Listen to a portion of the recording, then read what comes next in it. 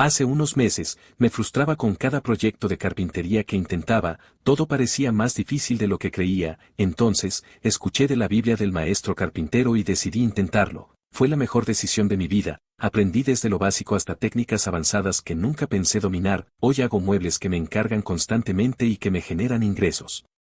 Ese curso no solo enseña carpintería, te da las herramientas para cambiar tu vida. Comenta planos y haz clic en el enlace de mi perfil y descubre los planos de carpintería.